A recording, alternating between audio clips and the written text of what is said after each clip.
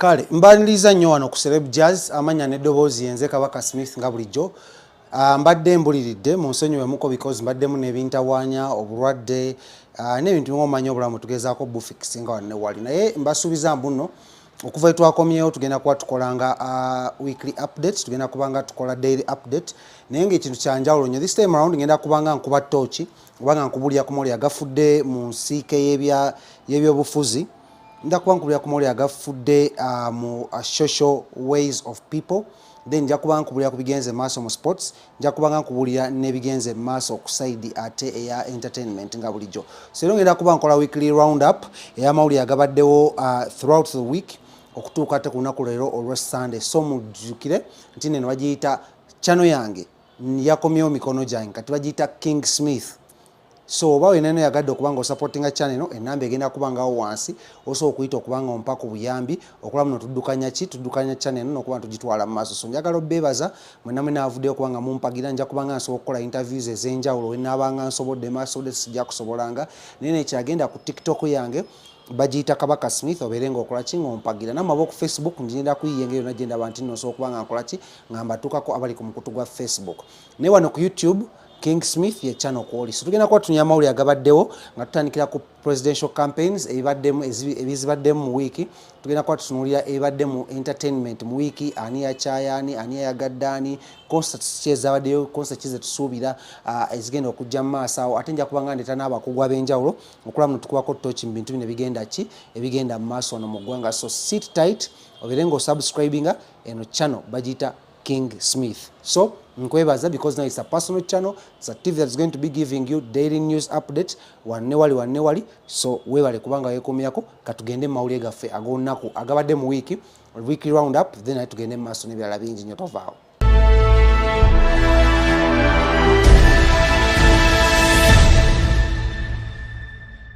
Some of the stories ezikoze amawulire mu weeki eno the stories aba candidates ab'enjawulo naddala abali mu nsiike y'ebyobufuzi era nga mubamanyi bulungi nnyo right now betulinawo n'abo abagenda mu maaso okubanga tukola ki nga beeyungako according ku biti ebyenjawulo beesimbyewo. Mujjukire muno tulina ba presidential candidates, tulina ba honorary candidates bagenda mu parliament, tulina ba LC5, LC up to LC1. Naye mujjukire muno okulonda kwa LC1 ko kwakola ki ko kwaggwa dda. So bingi nnyo ebaddewo mu week era nga ngenda kuba ndowooza ntandikako ngenda kuba mbikuba kasavu kanyama kulaga muno buli omu abaddeko ne side gyakola ki gyali era gyamaliriza. President Yoweri Kaguta Museveni abadde ku side z'ebusoga era nga nowenjogera mu side z'ebusoga yo yamalirizaayo era nga wenjogera essaawa zino agenda kuki mu region endala. Naye ng'olunaku olwaleero amawulire gentegeddeko abadde side z'eri ettololo nga baggulawo kampani emu egenda okuba nga ekola mu nsonga za mining, okukola seminti, okukola tiles n'ebintu ebizimbisibwa era ng'eno asinkanye omukulu president w'eggwanga erya Kenya amanyiddwa nga Samuel William Ruto era ng'ono abadde anekanekanye mu kawunda suuti eya yellow. Era ng'eno amawulire agamu kugavuddeyo galaga nti nno omukulu wa Kenya, president wa Kenya Ruto ayongedde okulaga nti nno enkolagana ya Kenya ne Uganda ekyali very strong era nayongera okuvumirira abo bonna nadde bavuddeyo okulaga muno wayinza okubaawo olutalo mu maaso awo nga kye kibeerako nga kibalwanya nga kirwanya ensi zino ebbiri y'ensonga za Indian Ocean. Mujjukire muno emabegaawo omukulu Yoweri Kaguta Museveni yavaayo n'agamba muno Indian Ocean eno yiye ebirongenga gyali naye lwakuwaddewo enkyukakyuka mu bukulembeze bw'e Kenya n'enteeseganya nnyingi nnyo eziredde okuba muno tasobola kufuna access ku Indian Ocean. So ensi tesobola kukulaakulana nga tewaliwo access ku Indian Ocean obanga ensi eno eri landlocked. Tunuulira nga Ethiopia entalo ezaaliyo n'ensi ezize kuzawo nga ziyitibwa ensi eziri landlocked. Omukulu Ruto olunaku yayongedde okukakasa mbuno Indian Ocean Uganda ina full access yana yongera okakasa mbuno okuli oluguudo bagenda kwongera odustretchinga n'okwongera odutereza n'abateredde bagenda kuzimba standard gauge railway egenda okubanga ate eyongera ebyenkulaakulana okubanga bitambula smoothly.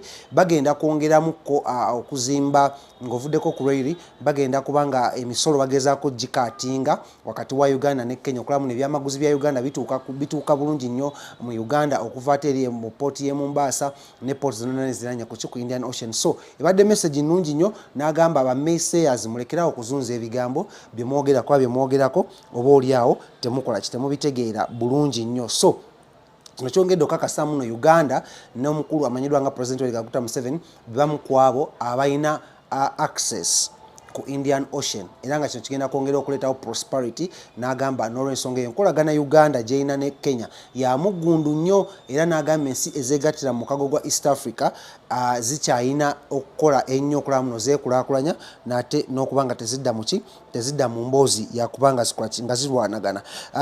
Mujjukire actually olunaku lw'eggulo siyo nga tuli mu bintu bya campaign bino nga wengaye muno omukulu amanyiddwa nga President Kaguta Museveni adde mu side za Busoga region era nga yamaliriza campaign ze olunaku leero lwa Sunday kyava awumuddemuko n'agenda tokola nga agulawo factory eyo ye omukulu Bobi Wine abadde side za Northern Uganda Arua Koboko n'ebifo ebifanaganako ng'ebyo okulaba muno nabyakola ki ayongera okuba nga abugiriza abantu okwongera omuwa obuwagizi obw'okuba nga abumutuusa ku ntebe ate ennene esinga mu ggwanga lya Uganda naye nga ebyo byonna bikyaliwo ebityo. Olunaku lw'eggulo omukulu amanyiddwa nga deputy speaker wa parliament Tayebwa yagguddewo officially campaign ze era nga babadde mitooma abayimbi bannyo babaddeyo nabeyo omukulu Bebekulu nabeyo Eddie Kenzo despite muno nabo balinamu obumulumulu n'obutakkaanya. Yes, olunaku lw'eggulo lwabadde lw'amaanyi nnyo side ze ye mutooma mu Western Uganda kirabika wemba seerabidde. I think tomorrow I'll be giving an update kireka ndowooza omukulu amanyiddwa nga President Kaguta Museveni gyagenda okuba nga akola kingadda side zeeyo naye ng'ebyo bikyali awo. Bobi Wine ye ali ku moving towards Buganda region era eno na week agenda kubeera afumiza program agenda kubeera mu Buganda agenda kutandikira ndowooza Kawempe South aveewo let me get program ye wano bulungi nnyo omukulu amanyiddwa nga Bobi Wine wagenda okuba nga akola ki nga atambula kubanga amaze okuba nga agiwanika ku mitimbagano oba ku mukutu gwe ogwa Facebook. Agambye nti nno ennaku z'omwezi 24 that is Monday tomorrow agenda kubeera wali Kawempe South bw'anaavaawo nga 25 ku Lwokubiri agenda kubeera mukono ow'omukyala amanyiddwa nga Honorable Namboze Bakireke Betty Namboze Bakireke then bw'anaavaawo that means agenda kubadda side za Busoga region agenda genda Ebuyikwe ku Lwokusatu bw'anaava Ebuyikwe agenda genda Ekayunga bw'anaava Ekayunga agenda genda mu Jinja City gyagenda okubeera ku Lwokutaano agenda kukola districts 2 Jinja ne Iganga mujjuke muno zino zikoze ekizerinaanaganya bw'anaavaawo atafundikira crossing ekiro ekyo kyennyini nga ku Lwomukaaga nga 29 agenda kuba adda ate Masaka gyagenda okuba nga anoonyeza akaluso bw'atyo bwavuddeyo n'ategeeza ku mukutu gwe era olunaku lw'eggulo yeebazizza nnyo abantu be Obongi district okuba muno baamulaze laavu ey'ekimemete laavu etasangika naddala abantu bo Northern Uganda yabadde Moyo yabadde Obongi yabadde side za Yumbe yabaddeko Ekobokaawo yabaddeko side yatandikira mu Arua wali mujjukire muno ekyali Arua tekyali kyamaanyi nnyo Ekoboko yaddeko Boma Grounds teyakomyawo kaga yabadde ewantu wangi nnyo mu Northern Uganda era nga yogeddeko n'abantu bangi nnyo aba side zeeyo. So twongere okuba nga tukola ki tumusabira ate ebeere nga bikola ki nga bitambula bulungi eno side gyagenda okuba nga akola ki ng'agenda ye omukulu President Kaguta Museveni program ye nkebeddeko ku mukutu gwe ogwa Facebook nabeera sijirabye eyo program ye nga bwegenda kutambula eya wiki ekola ki eya wiki ejja nenge sawa yonna naye bajja kuba bagifulumya tujja kuba twongera okuba nga tukola ki nga tugitegeera bwegenda okuba nga etambula naye nga bwogendako kuba bantu abalala awa FDC simanyi waabadde naye nga naye abadde naye abugiriza abantu okulaba muno bakola ki bagezaako okuba nga bamuwagira bamuwa ne akalulu. Ebibaddeyo ebisinga badde nnyo mu nsika entertainment mu saidi y'ebyobufuzi ebaddeyo si bingi nnyo newankubadde saidi zeri mu West Nile abantu bangi nnyo abaavuddeyo ne balabisa abayero nga bagamba muno babakako okwambala t-shirt zaabwe naye ng'ate bo banup era baavuddeyo ng'abantu bangi nnyo bagamba muno bo tebagenda sakambinga ku pressure ey'okubamba bambaza n'okubawa obusente okubanga bawagira ekibiina kya NRM n'okwambala t-shirt olw'okuba muno omukulembeze w'eggwanga President Kaguta Museveni gy'agenda okuba ng'akola ki ng'agenda. Bano bayongedde okakasa muno bo banup era bagenda kubawagira omukulu amanyiddwa nga Kyagulanyi Robert Sentamu newankubadde nti nno embeera eriwo mu ggwanga eyinza okuba ya bunkenke eri abo bonna abakola ki abamuwagira. Wabula tubadde tukyali awo olunaku olwaliro ebukeeredde waliwo Kenyan comedian amanyiddwa nga erinnya lye ndyerabidde naye ono bamugobye mu bus wali ebusiya bamugobye mu bus lwa kuyisa maaso mu ssente zaffe eza wano yayisizaamu amaaso naga ssente ze Uganda tezirina makulu tezirina value so mu kuziyisaamu amaaso abantu bamusanze mu basi ne bagimufubutulamu ne bamugamba akwate ekkubo addeyo e Kenya abeere nga gyakolera comedy abatagenda kujja mu Uganda kubeera nga azanyira kuki ku currency yaffe kyamviddeko obuzibu yabadde kubanga ekiro ekyakesezza olunaku olwaleero yabadde mu bbaala emu ng'akola comedy n'amaking a fun of our Ugandan currency so amawulire bwe gatyo egali wabula olunaku lw'eggulo omukulu amanyiddwa nga Semujju Nganda ono nga ye incumbent oba abadde mu kibuga kya Kira municipality era ng'ono musajja w'amaanyi nnyo mu bintu bino ebyobufuzi yavuddeyo n'abaako obubaka yadde ku radio yavuddeyo n'abaako obubaka bwasindikira president wa NUP amanyiddwa nga Honorable Kyagulanyi Ssentamu nayongera omugamba muno engeri yokka jasobola okuba nga achievingamu mission ye oba nga atuukirizaamu ebigendererwa bye yakubanga yeegatta akkiriza okukolagana that means muna alina accepting to cooperate with other categories of people and stakeholders in running of the business okugeza ng'amagye okitegedde okugeza ng'amagye okugeza ng'abannabyabufuzi ab'enjawulo era ono yagambye muno insistinze n'agamba Kyagulanyi bw'anaalemererwa okubanga abeera mu bitabo ebirungi n'abantu bano kiyinza omuviiramu obuzibu ki mu maaso eyo however Semujju praised Bobi Wine for his new initiative of mending his relationship with other opposition strongmen like Uganda People's Congress amanyiddwa nga James Jimmy Akena, National Resistance Movement amanyiddwa nga Rebecca Alitwala Kadaga era nayongera n'amugamba mbuno we katamulya abantu bano bana bavuddeyo ne bamulwalinga behind ye ng'owa UPC Jimmy Akena nga owa NRM amanyiddwa nga Mama Kadaga oba oliawo kiyinza okuba nga kikwaki nga kimuyambako okuba nga atuula kuki ku bukulembeze bwa Uganda awo nga tuvuddewo olunaku lwali waliwo amawulire agatabadde malungi era gwe tukeeredde ya famire y'omukyala amanyiddwa nga Jennifer bamutulaki mumujjuka nnyo mu saga ya Uganda Airlines ono era yamala n'afuuka CEO wa Uganda Airlines ono nno amawulire agava mu famire galaga muno baafiiriddwako mwannyinaabwe amanyiddwa nga Joseline bamutulaki okitegedde Joseline bamutulaki afudde olunaku olwaleero information gye naakafunawo eraga muno Joseline ono bamutulaki yafa ku lunaku lwakutaano olw'ekiro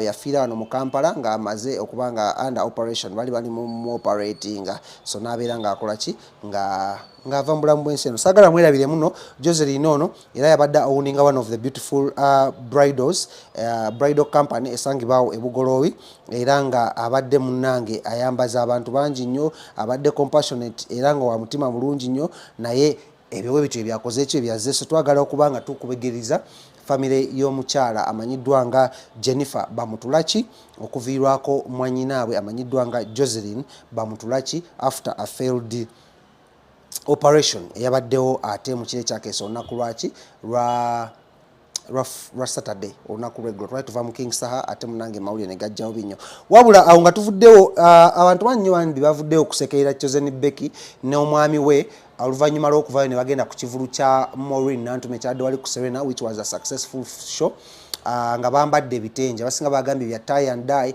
abasinga bagambye Chosen Becky yalonze ebintu bino ng'ate omwami we talina kyakukola so sekajja oluvannyuma lw'emikolo gy'okuyimirizibwa mujjuke gyalina okubaawo wiiki eri ewedde najja nembawo update mwenna abangoberera ku TikTok yange yakabaka Smith oba update emikolo gino gyayimizibwa nga Chosen Becky agamba muno waliwo personal issues zagezaako okuyitamu ezisasobola kuba nga zimukkiriza okuba nga agenda mu maaso n'emikolo gino era naaba ng'akola ki ng'agiyimiriza bula agenda ogiyimiriza jjukira nti nno baali bamaze okukola okukyala okwenkukutu Chosen Becky yakyaza omukulu namanyiddwa nga Abdul Sekajja mu maka g'abazadde be wali e Masaka naye ate embaga esori okwanjira okwali kulina okubeerawo tekwabeerawo because of some personal issues ezayita personal issues kapeno yazzeemu okulabikako mu maaso g'abantu that was yesterday ku kivulu ku Friday ku kivulu kya mwana muwala amanyiddwa nga Maureen Nantume nga bambadde ebintu ebifaanagana era bino tebyagenze bulungi n'abakritiiki bonna bagenda mu maaso era bagambye muno outfit eno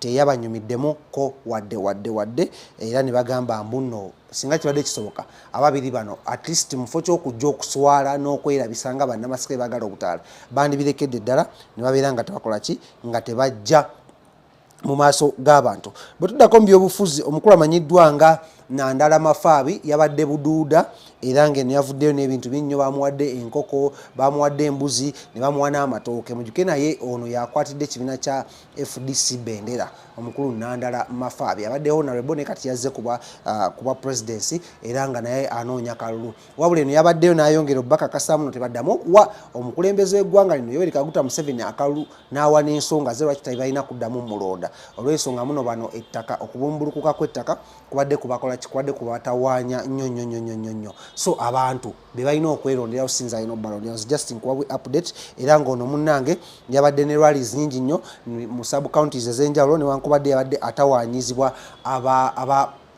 ab'ebyokwerinda mu bifo eby'enjawulo. Yabaddeko wali mu Bukalasi, yabaddeko ne mu kifo ekimanyiddwa nga Nangako, yabaddeko e Buduuda, yabaddeko mu Bukibokolo, yabaddeko mu Bamashemeti. Ebifo byadde binnyo bye yatambuddemu ate ku saidi zeeyo. Naye nga tuvuddewo eno weekend eno Premier League yakomyewo. Nja kwanzija maaso oba ku update. Naye ng'ebikyagenda mu maaso waddewo story emanyiddwa nga eya mwana mulenzi amanyiddwa nga Ramesh ne Karim, omugagga Karim.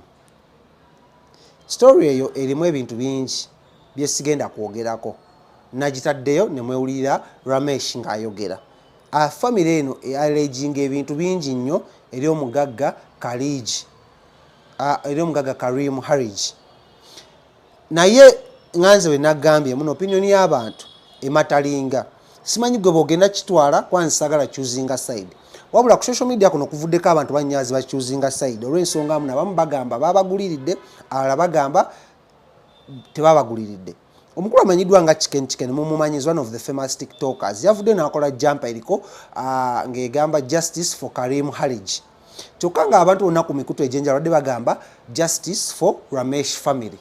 Ramesh ono ali ku TikTok kadde akola comedy naye nga agezaako okufuna abantu bajje bangi nnyo batandika omugoberera abeeko ebyama byayabyayayameyiza ebintu bingi nnyo omuli defilement, omuli rape, allegations nyingi nnyo, omuli witchcraft, omuli okusaddaaka n'ebintu ebifaanaganako ebityo ng'abigamba ku mugagga amanyiddwa nga Karim nannyini Cham Towers, nannyini Imperial Resort Beach, nannyini Imperial Royal Hotel ne franchise westro. So Chicken bwe yavuddeyo n'akola jumper, simanyi oba bamuwadde ssente oba tebamuwadde.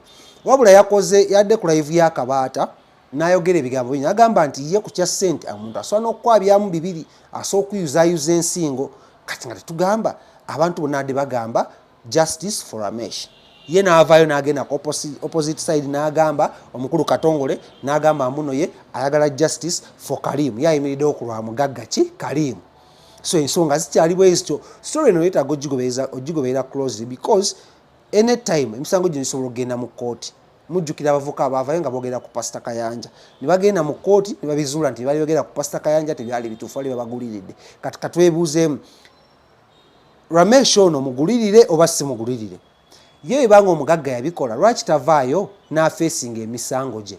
Omukulu amanyiddwa nga Bbala mu wiiki eno yavuddeyo n'agamba nti ye tabimanyiiko wadde naye bamuteeka mu kifaananyi mu stories no nga balamentinga okuli abawala abataano abaavaayo then ne Ramesh eyavaayo ye kennyininyini. So ye Chicken yavuddeyo n'agamba abantu nti gwe namutambaala ayagala okuyimira mu kkubo lye erya ssente ayinza okuyuzaamu bibiri kubanga ye kyasinga okumanya ne kyasinga okwagala kyekyokuba ng'akola ki ng'afuna ssente. So gwe wenna ayagala omwekiikamu gw'onoomanya. So webityo ebiri story tukyagigoberera closely twongere okumanya naddala ki ekigenda mu maaso wakati w'abagagga. Era awo twayogera njaga okugera ku story ya Brian White naye bamuremandinze okugenda wali e Luzira on account of 7 bannange emisango 7 gye bamuvunaana 7 counts mu courts of law.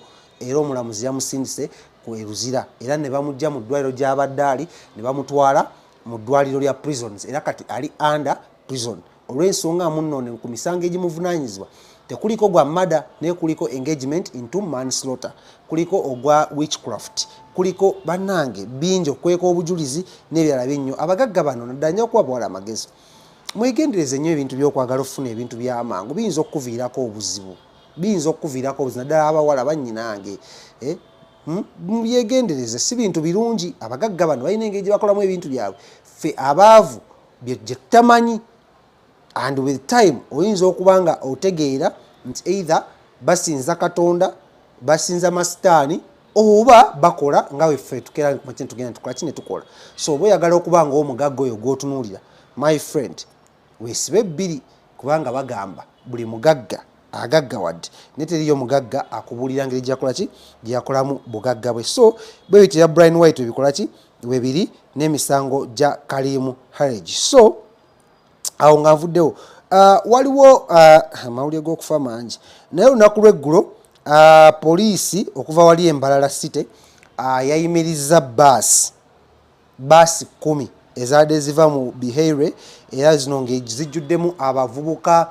84 youth bano badde bamobilizingiddwa under AIM Global a scam gye bagamba amunno bano badde bali mu kola kibali mu baleeta Kampala na babalimbye emirimu egy'enjawulo gye bagenda okuba nga bakola evurichi emirimu gino gibadde tegiriiyo so security ne okuli UPDF okuli ekitongole kya CMI okuli ekitongole kya poliisi baavuddeyo ne bakwata abantu bano bonna ne babateeka mu kisaawe okulaba muno bagezaako babuuza akana n'akatono gye badde balaga abavubuka bajja ne babalimba zisanganya abavubuka nga bakutte beetisse plastics ku kkubo nga nzira ewaka oluusi nga ngenda eyo mu kyalo okulaba ku mukadde n'ogamba bannange ninga batambula engendo mpanvu ninga babajjako ndagamuntu babajjako amabaluwa gaabwe ag'essomero abasiniyafo babalimbe babaleese bafunya mirimu gikola sente naye eno e Kampala oba mu bifo ebyenjawulo n'owasanga nga babonaabona oli namusanga nga n'engato gy'ava naye ewaabwe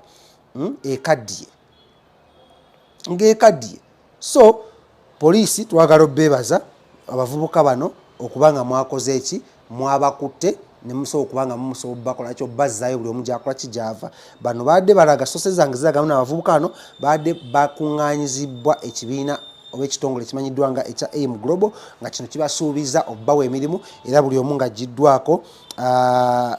giddwako emitwalo gyabadde emitwalo 10 era bano badde bamaze okusasula poliisi nga each bus yadde bamaze ogisasula million 2 n'ekitundu okubanga abantu bano babajja mu district z'omu Western Uganda okubanga babaleeta e Kampala ninammwe ababaasi wadde mwagala okukola ssente naye ebintu bino ebimu byetaaga okubuuza oli nakuwa million 2 n'ekitundu oleeta abaana babendi e Kampala ng'okimanyi nnyo teriyo mirimu so embeera bwetyo bwekola ki bweri wiiki eno ebaddemu yasibwa amawulire amala mangi nnyo Davido yaholdinze show ye side za wali mu Atlanta era nga ono yamaze kwawaddeko ebintu bingi nnyo yabadde sold out mu Atlanta just eri mu USA nga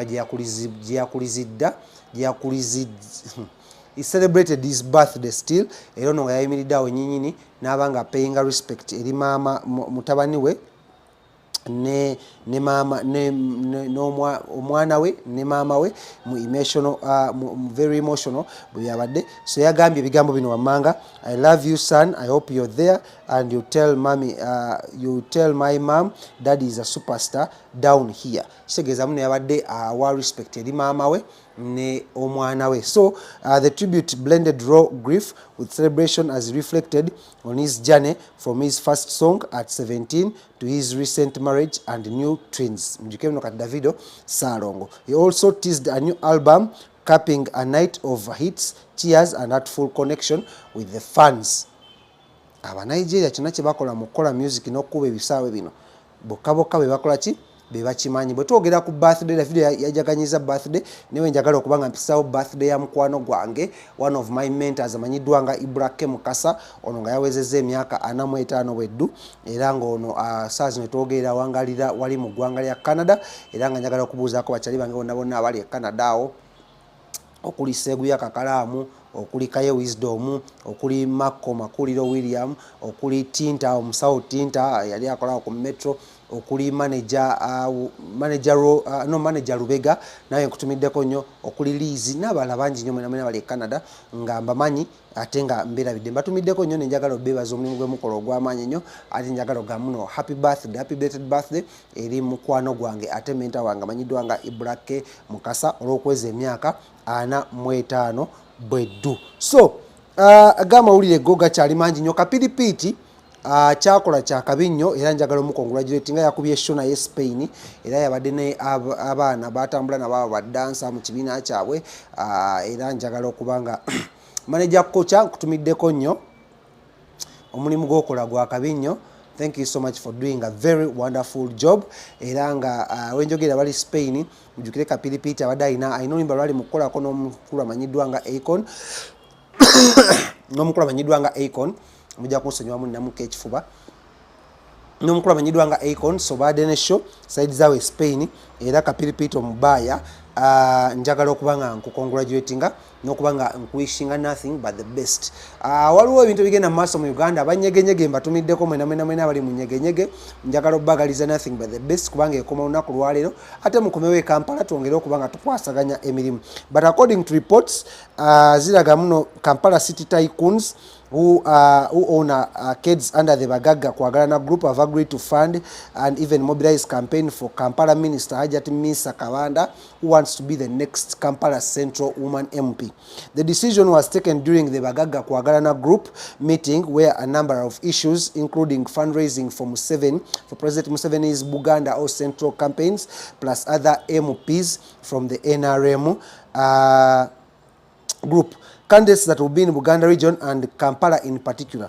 So meeting ene yabaddewo ya bagamba samoninze bataikunzo oba abagagga ab'enjawulo okuli omukulu amanyiddwa nga Godfrey Kirumira, okuli omukulu amanyiddwa nga Hamu Kigundu n'abalala bangi nnyo. So omukulu amanyiddwa nga Godfrey Kirumira yabasabye babeere nga beetegekera so that they can prepare for President Museveni as he kicks off his campaigns in the Central region and Kampala in particular. Mujikemu mu Central region wano NRM tebaddewo nnyo na buwagizi bungi era adde bajja bagikuba akalulu wano mu NRM nga opposition yesinga okuba ng'ekola ki ng'etwala akalulu kawo. So ku luno Bagagga Kwagalana group eyo yasamonize bataikunza ab'enjawulo n'abagagga basobola okuba nga bavaayo okuba nga ba fundraising nga bakwatako ne sente so that Kampala ne Central region ebeera ng'ate NRM ekola ki ejjeddiza. So I have learned that Tycoon amanyiddwa nga Kasai of Park and Kadde Mall and Ham Kigundu have been assigned to mobilize and make sure that Minister Kabanda has enough funding and money to run her political campaigns plus President Museveni rallies in Uganda and in Kampala in particular. Santu babiri bawedde okuvunanyizibwa okuli Hamu Kigundu n'okuli Minister amanyiddwa nga Minister Kabanda kono yesimbyewo kuba woman MP wano atengera right now ye reigning Kampala minister wa Kampala right now so yavuddeyo nene yesolayo asobola kuba nga avuganya. So omukulu amanyiddwa nga Kasai owa Park and Kadde Mall mugimanyi bulungi nnyo ebodalinga mukwana ke decide eno ne Park and Kadde Mall awo wakati awo side zeri waliyo Gazalandi ne wali mini price ebizimbe bwebityo. So bwe bate bavuddeyo nga bakola ki ne babagamba okubanga bagezaako okukola ekintu bwe kityo naye nga tuwadde tukyaliko ebityo twagala congratulating abantu b'e Busoga upon milestone enene nnyo. Omukulu amanyiddwa nga President Kaguta Museveni yadde amaliza campaign ze ez'e Busoga yagenze na unveilinga foundation stone for the 135 billion magnificent Busoga Kingdom headquarters egenda kuba ezimbibwa bupya era nga bolabe ebifaananyi ebyo Busoga Kingdom egenda kuba ezimbibwa bupya ekolebwe headquarters eziri ku mulembe ate ez'amaanyi nnyo. Kino kiddiridde oluvannyuma President Museveni okusinkana abataka ba Buganda n'abawa ssente ezigenda okubayambako okuzimba headquarters zaabwe wali ate Mengo. So ne kino kyabadde in a landmark stride towards strengthening culture, heritage and well-being of the people of Busoga.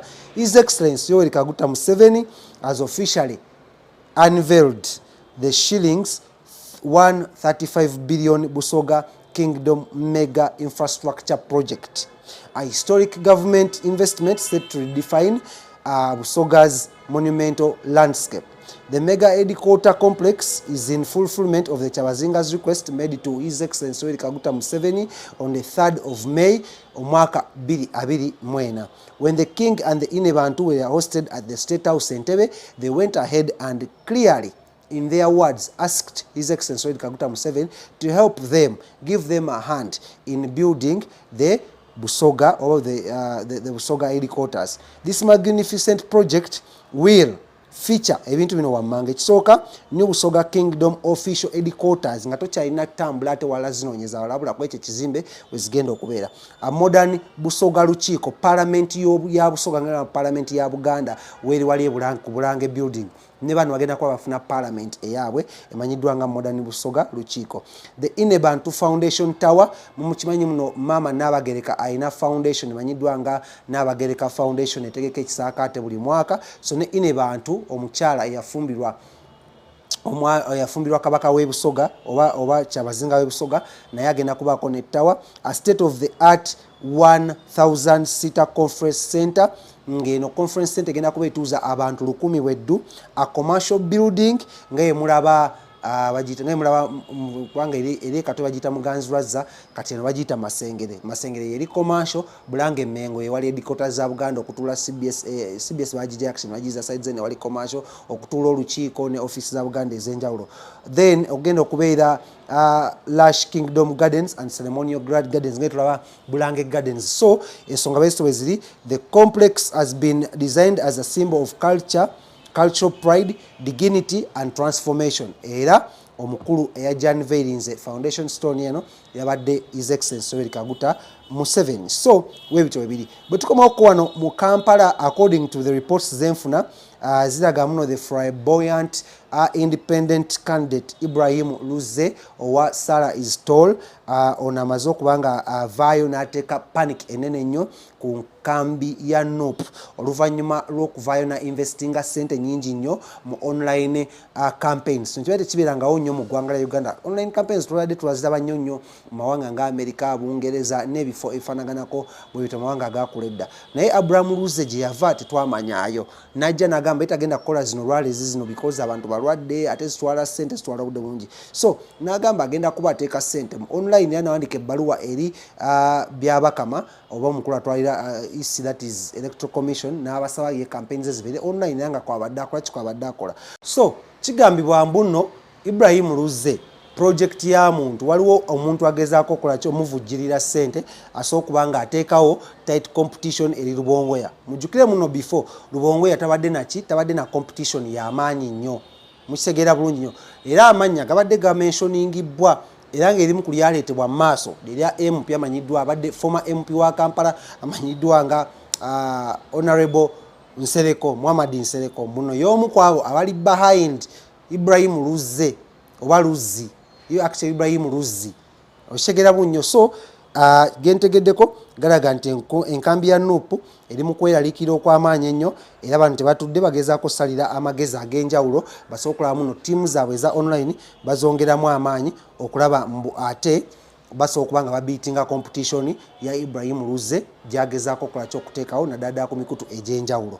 Luzzi ono yayisimbawoko ku sayidi y'Emityana ne bamukuba akalulu naye yesimbawo mu bifo ebirala bazze bamukuba akalulu naye ku luno anaakajjayo taakajjayo kyekiri ku mimwa gy'abantu.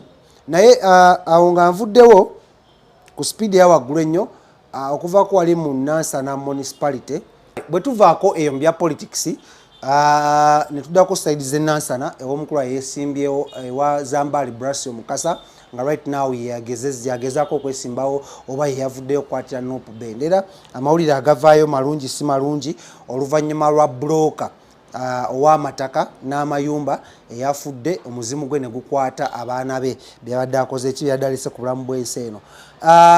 Muno badde mujja mibiwulira ebya witchcraft na biki byonna byonna bigenda mu maaso mu ddala mu nsonga zino ez'okuba kutunda n'okugula amataka.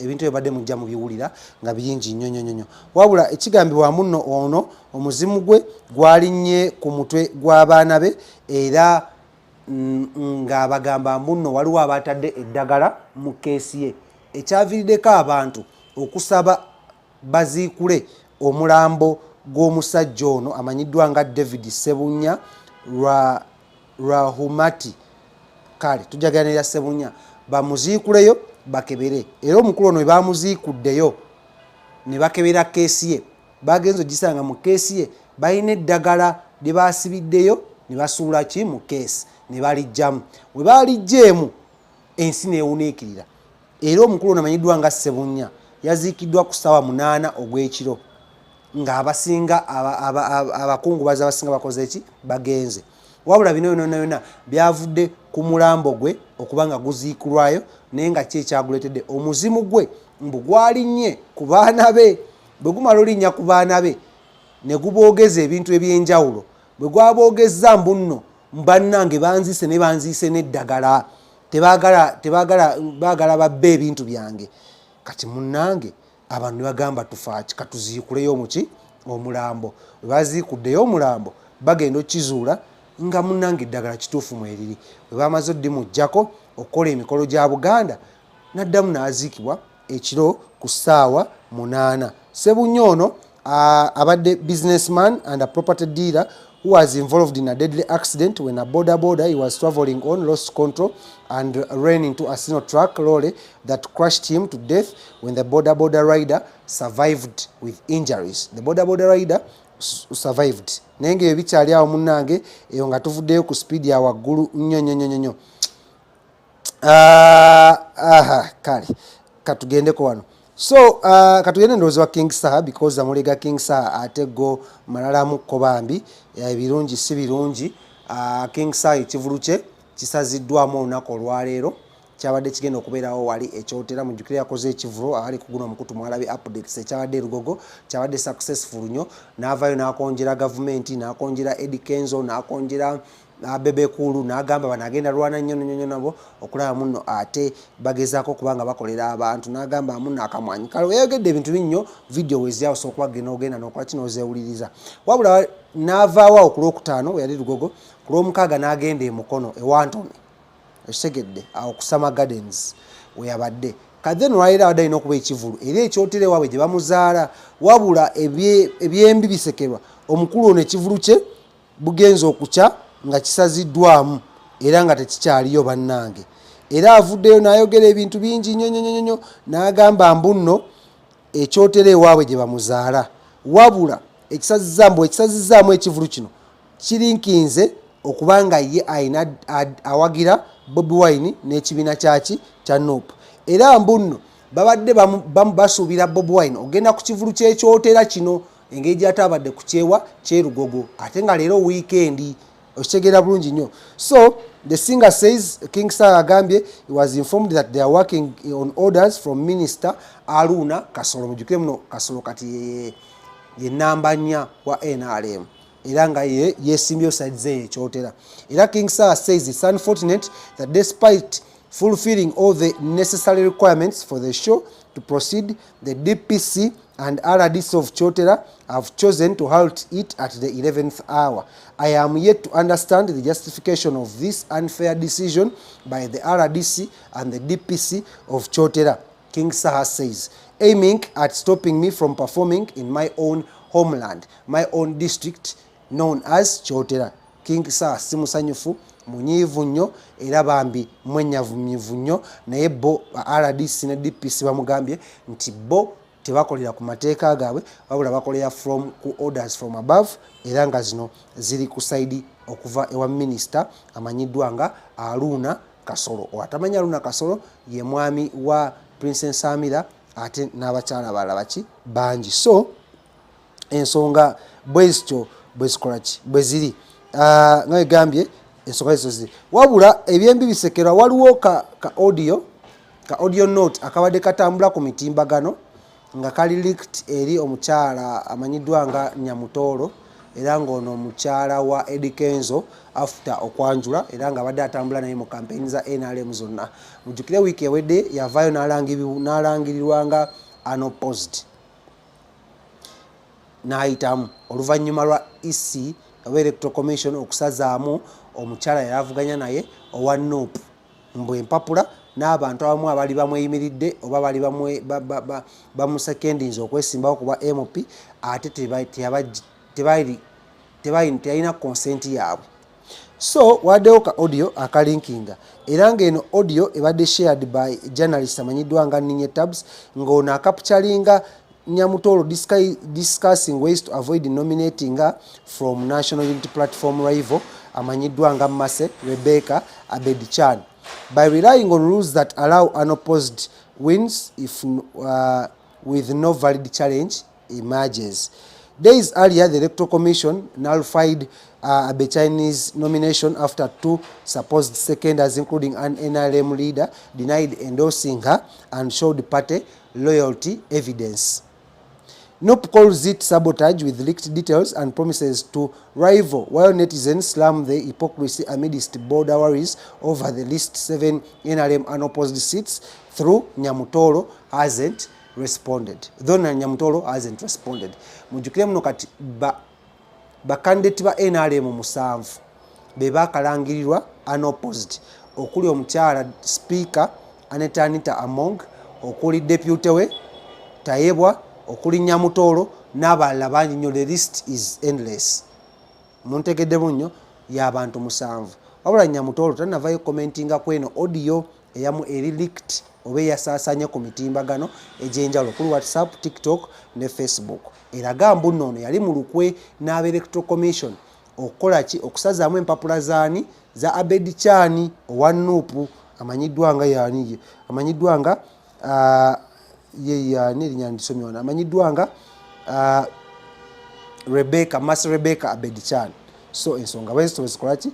Bweziri side zeeyo munnange samawuli egakyali mangi nnyo. Uganda Revenue Authority surpasses revenue target at joyful Thanksgiving event eyabaddewo ku lunaku lwokutaano. The Commissioner General John R. Musinguzi opened the annual Thanksgiving and Taxpayers Appreciation Day with a service celebrating the milestone as a bountiful harvest fulfilled through taxpayers' commitment. Mujukire muno URA webetandika URA ekitongole kisolooza emisolo ekiba kitandika omwaka kibaako ne target.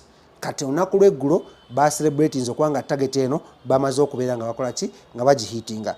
The guest preacher Bishop Dr. Joshua Rera called for integrity in public service, warning that dishonesty gains erode trust and peace. The gala awarded some of the partners like New Vision and highlighted over 120,000 participants in nationwide engagement, emphasizing shared responsibility to build Uganda while eyeing a higher target for next year. So we batyo abadde era twagala okubeera nga tukola ki? Nga tuba congratulating URA ekitongole kitwakola ki? Ekisolooza emisolo. Tubasaba emisolo gino egimu gisolooza bambi temusiba bintu byaffe kuki? Ku boda. Emisolo mutubigika mingi bannange naddala ffe abasuubuzi. Emisolo kati mugipimira mu kiro, n'engoye ne muzipimira mu kiro, engato ne muzipimira mu kiro, ne mutuuka muteekako emisolo emingi bwe gityo. Kyokka ng'enguudo kwe tuyitira okubanga tutuusa ebintu byaffe mu Kampala, n'okugasa ne ba investor bemuyita ba investor nabo ne bajja ne badde no mu retail business. Bannange aba URA mutusaasire kwekyo ekintu. But we want to congratulate mwana mulenzi amanyiddwa nga Idring Zanda, ngono mutabani wa comedian amanyiddwa nga Patrick Salvador, namulabyeko side ze munyegenyege okubanga munnange ya graduating okuva mu nursery ogenda mu primary level. Twagala okubanga tumucongratulatinga, twagala congratulatinga n'abantu abalala bangi nnyo still abaana abalina abaana bamwe aba graduating okuva mu nursery okubanga tebajja mu primary level. The sky is the limit. Twongera okusomesa abaana because emiti emito gyegigumiza ekibira and they are the future of tomorrow. Bantu bange abe Boston kitalo nnyo kitalo ddala bambi njagala okubanga mbanakuwalirako because mwafiiriddwako munnammwe ate nga muganda waffe amanyiddwa nga Patrick Kiwanuka. Mawulire gannaku nnyo okwagava wali mu Boston, Massachusetts. Kyanaku keiza abantu beeyo bangumize oyongere obbagamba muno mbasaasideko nnyo, but reports zaadde ziraga nti no Kiwanuka had returned back to Uganda for a 2 months Christmas holiday and that yesterday he felt unwell and was rushed to a hospital. So unfortunately he was pronounced dead after that. Medical reports say that he died of a cardiac arrest, bintu bya mutima linked to too much fatigue. So Kiwanuka ono in 2023 ya managinga okubanga atwala abawala be babiri mu ggwanga lya America okubanga basobola okubanga akola ki bafuna bright future.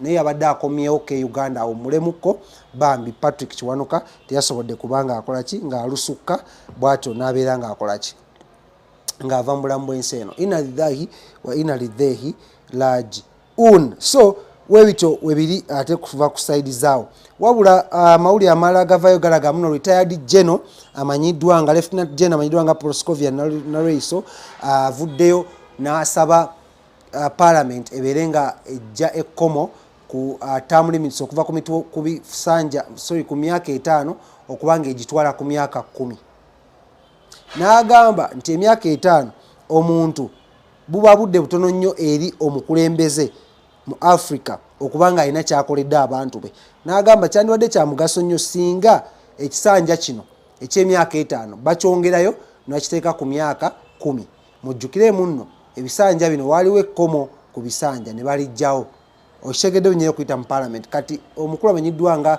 retired lieutenant general Mama Nareiso yavuddeyo n'asanaga emyaka okusinza kulaba ebintu olaba emyaka 5 mitono n'agamba asaba artist gibeere emyaka emeka emyaka 10 egy'okuba nga akolaki nga omuntu basoomuwa obudde obwo okulaba nga akolaki nga abeera nga abaako kyakolera ate abantu be so webitu ebiri ebya General Nareiso naye nalabye n'omukulu amanyiddwa nga Kale Kayihura yavuddeyo naye n'agezaako okuba nga yeetondera bannayuganda naddala bannakampala olw'ebintu byagamba ebyakolebwa ku regimu ye naye nja kwongera okuba nzija nga mbeera nga nkolaki nga mbibawa going forward ku mawulire amalala ge nninawo agabadde mu wiiki story ya Mick Wine ne mwana mulenzi amanyiddwa nga OS omulangira Ssuuna mwagirabye sijja gyogerako bingi entalo zikyagenda mu maaso omulangira Ssuuna yavuddeyo n'ali amatereke ne Mick Wine oba ne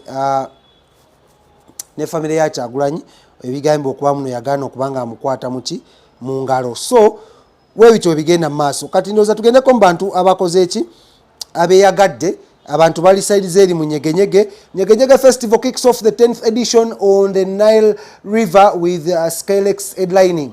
The milestone 10th Nyegenyege Festival was launched last week on Thursday at the Drift Overland Camp overlooking the northern side of the Nile, featuring over 300 artists across 6 stages like Akuna, Kulala and Sunshine. Ensonga zino ziri organized by Talent Africa. It blends traditional Ugandan sounds from regions like Karamoja with electronic sets from headliners including Skylex, Floden and Campire, running through until November 23rd. Sponsors like Uganda Tourism Board enhance the vibe with food zones and activities, while the other permanent Nile site boosts tourism alongside nearby adventures like boogie jumping. Ekimu ku ekyo kiraga muno thousands revelers in the commercial spirit with Skylex set to headline today and the end of Nyegenyege. Nenga congratulations eri one of the influencers amanyiddwa nga influencer Mwesige Frank proposes to Natasha Loan in stunning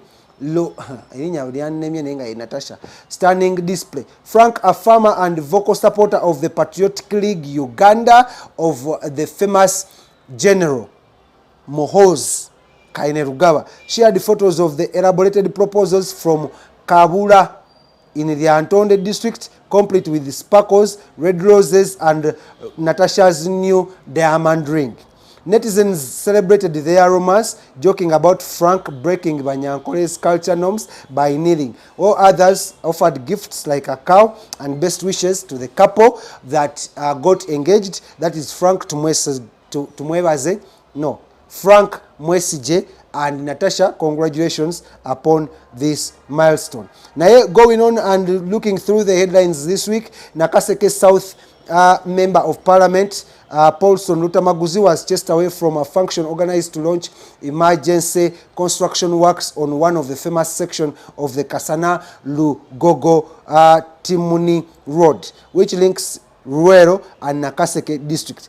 It all started when State Minister of Ruero Triangle Alice Kaboyo invited leaders including NRM candidates to Burure village in Ruero district to launch the emergency works, but what was a launch later turned on to be a campaigning rally over ground for both the NRM parliamentary candidates and President Museveni, with the speakers after speaker urging residents to reward the government by voting President Yoweri Kaguta Museveni. Tensions escalated when Lutamaguzi Atageja arrived at the Nakaseke NRM district chairperson.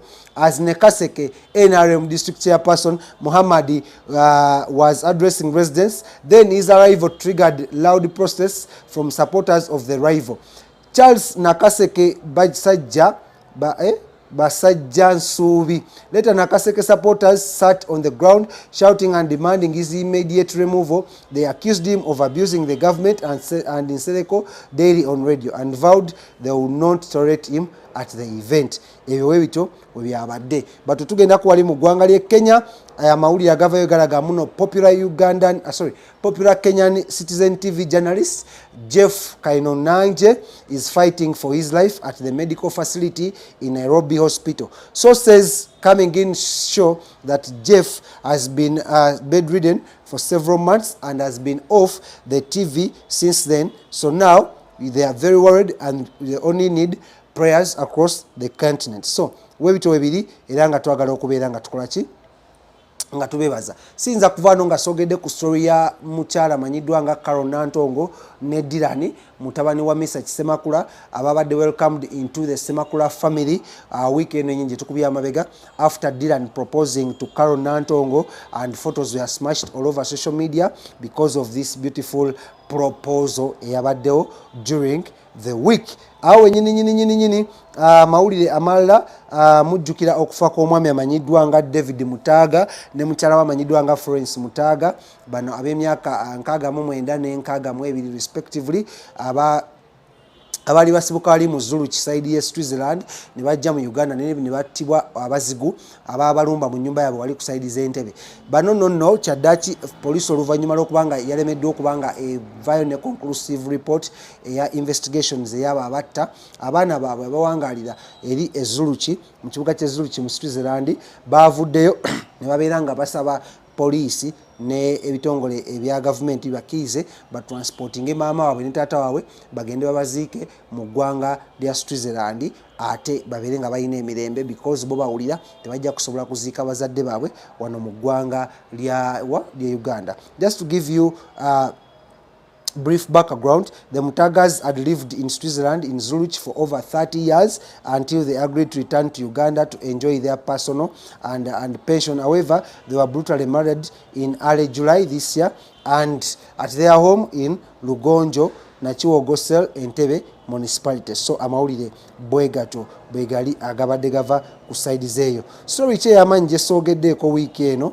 ndowooza y'ey'omugagga businessman Emmanuel Rwasa blames Masakal locals and COVID-19 for the downfall of his famous hotel emanyiddwa nga Tavan Kick esangibwa wali ekyabakuza mu Masaka district. Era claims n'agamba muno yavuddeyo hotel n'abeere kubanga akolaki ng'agitunda because asobola kubanga akolaki ng'asasula banka emubanja ssente empitirivu ennyo n'olw'ensonga ezo twongere okuba nga tukolaki nga tumusabira.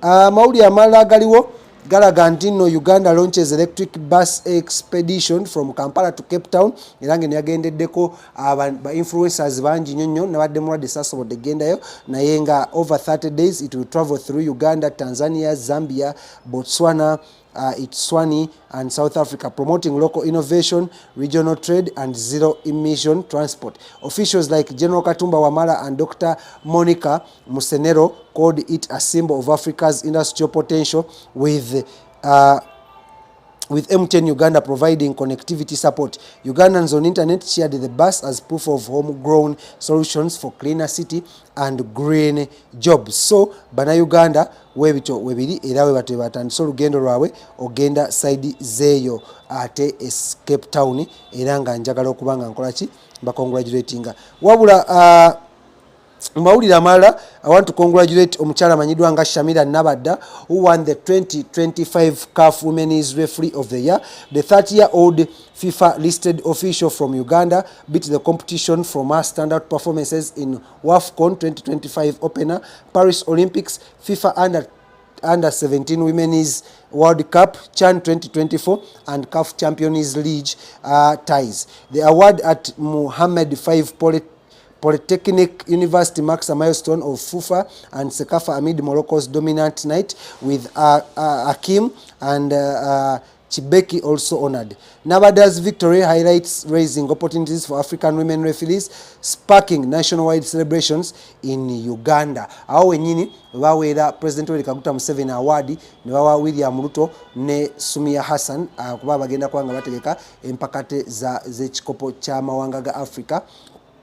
One East Africa. It's still about sports. Cristiano Ronaldo meets President Trump in Oval Office at Saudi State dinner. On November 29th, Cristiano Ronaldo visited the White House, where he met President Donald Trump and attended a black tie dinner honoring Saudi Crown Prince Mohammed bin Salim. White House posts captured their handshake and comradely, dubbing them two goats, with Ronaldo's partner Georgina Rodriguez also present. Abasajja mu okutambula ne bakyala bama. The event, attended by FIFA President Gianni Infantino and Elon Musk, highlighted Trump's praise for Ronaldo and strengthened US-Saudi defense ties. Mujukire mu ekikopo kya World Cup kigenda kubeera side za wano US ne Canada come I think next year 2026 wekigenda okubeerayo. So Ronaldo bamaze okubanga bakola ki ng'ensonga ezo meetinga Donald Trump. Mu mawulire amalala ag'ennaku, Captain Mike Mukula's wife Gladys Mukula earlier today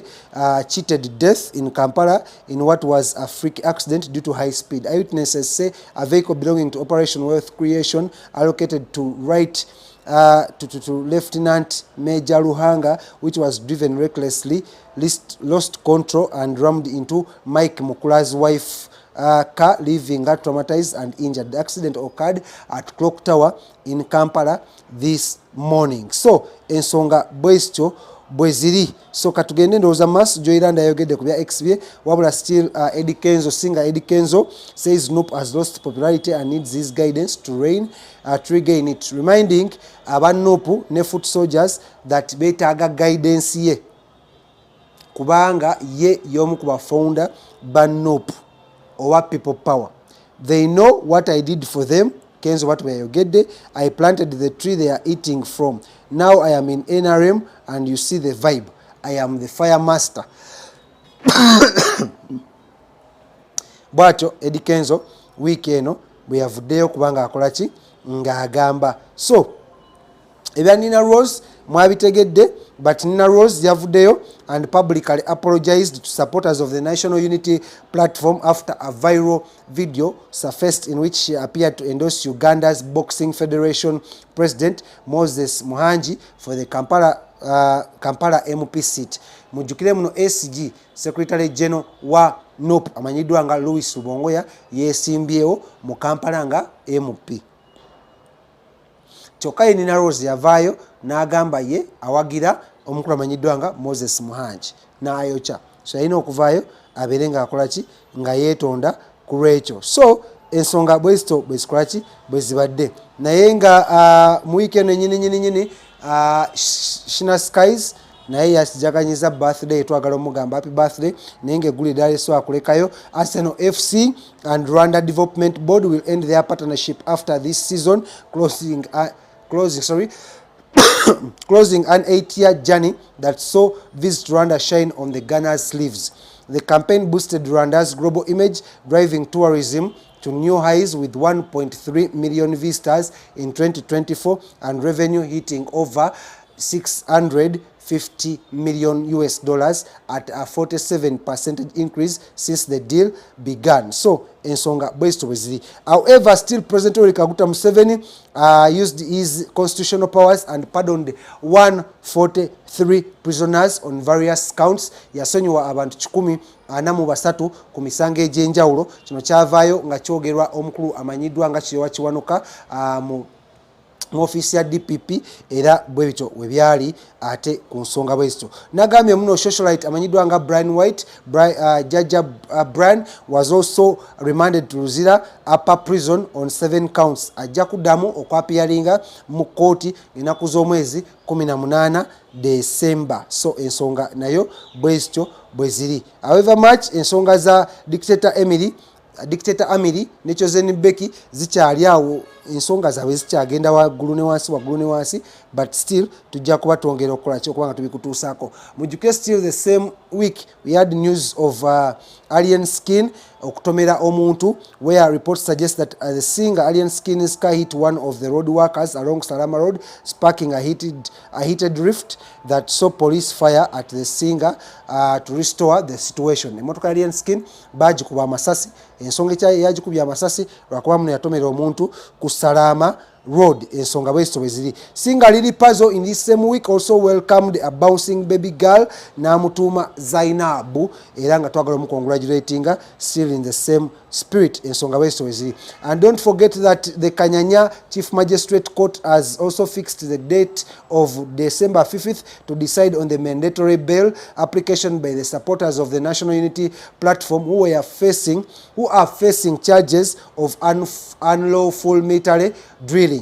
The defense lawyers said apart from Olivia Utaya, who needs bail to get treatment from torture meted out on her while she was being arrested from no presidential candidates campaign trail in Bara, the rest have been in prison for a combined period between 60 to 90 days without hope. When they are hearing the case will commence. So ensonga bwesito bwesikolaki bweziri. Kale team ya Uganda ya under 17 yakomawo mu Uganda still on Friday after being kicked out from the 2025 FIFA World Cup penalty shoot loss to Burkina Faso. The Uganda team was eliminated from the World Cup after a 3-5 penalty shoot defeat by Burkina Faso following a 1-1 draw in their round of 16 match at Aspire Zone in Doha, Qatar, side zeri Dubai. So ensonga bwesito bweziri side zeyo. Still on the same thing, wetuba tugenzeko mu koti Matia Nshemerere, the father to the singer amanyidwa nga Nina Rose naye ng'ennaku z'omwezi 18 was granted bail after being charged with a cow theft. Bali bamuvunana gwa kubba nte.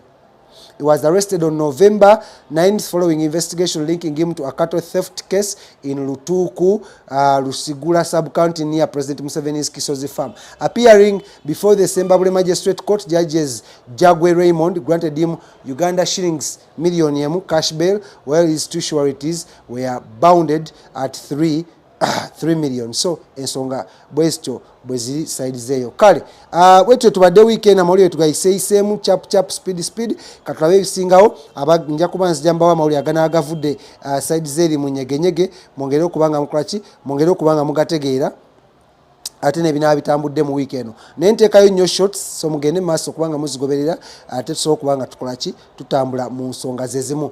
Congratulations omukulu amanyidwa nga Paul Pogba yareturninze ku pitch after 181 days ban. Bali bamubanning okubanga takyakuba mupiira okumala ennaku 8 The 32-year-old midfielder snubbed in for AC Monaco during a 4-1 loss to Rennes, his first game since September 2023 when he played for Juventus. A doping violation for elevated testosterone led to a 4-year ban, reduced to 18 months on appeal with injury.